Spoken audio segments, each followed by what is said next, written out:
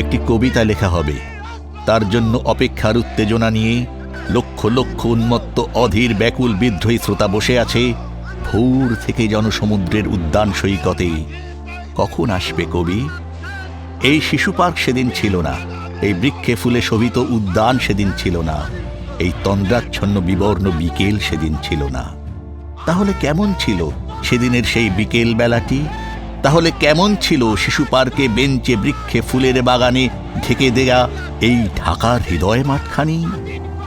জানি সেদিনের সব স্মৃতি মুছে দিতে হয়েছে উদ্যত কালো হাত।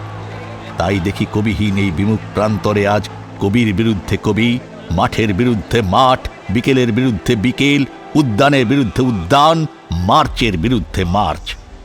হে অনাগত শিশু, হে আগামী দিনের কবি, শিশু পার্কের রঙিন দোলনায় দোল খেতে খেতে তুমি একদিন সব জানতে পারবে।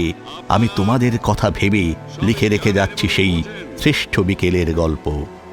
সেদিন এই উদ্যানের রূপ ছিল ভিন্নতর। না পার্ক, না ফুলের বাগান, এসবের কিছুই ছিল না। শুধু এক খণ্ড অখণ্ড আকাশ যেরকম, সেরকম দিগন্ত প্লাবিত ধুধু মাঠ ছিল দুর্বাদলে ঢাকা, সবুজে সবুজময়। আমাদের স্বাধীনতার প্রিয় প্রাণের সবুজ এসে মিশেছিল সেই ধুধু মাঠের সবুজে। কপালে কবজিতে লাল শালু বেঁধে এই মাঠে ছুটে এসেছিল কারখানা থেকে লোহার শ্রমিক। লাঙল জোয়াল কাঁধে এসেছিল ঝাঁক বেঁধে উলঙ্গ কৃষক। পুলিশের অস্ত্র কেড়ে নিয়ে এসেছিল প্রদীপ্ত যুবক। হাতের মুঠোয় মৃত্যু, চোখে স্বপ্ন নিয়ে এসেছিল মধ্যবিত্ত, নিম্ন মধ্যবিত্ত, করুণ কেরানি, নারী, বৃদ্ধ, বেশ্যা, ভবঘুরে। আর তোমাদের মতো শিশু পাতা কুড়ানিরা দল বেঁধে। একটি কবিতা পড়া হবে, তার জন্য সে কি ব্যাকুল প্রতীক্ষা মানুষের। কখন আসবে কবি? কখন আসবে কবি?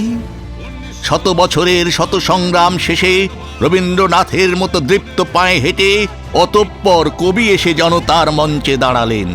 তখন পলকে দারুণ ঝলকে তরিতে উঠিল জল, হৃদয়ে লাগিল দোলা, জনসমুদ্রে জাগিল জোয়ার, সকল দুয়ার খোলা।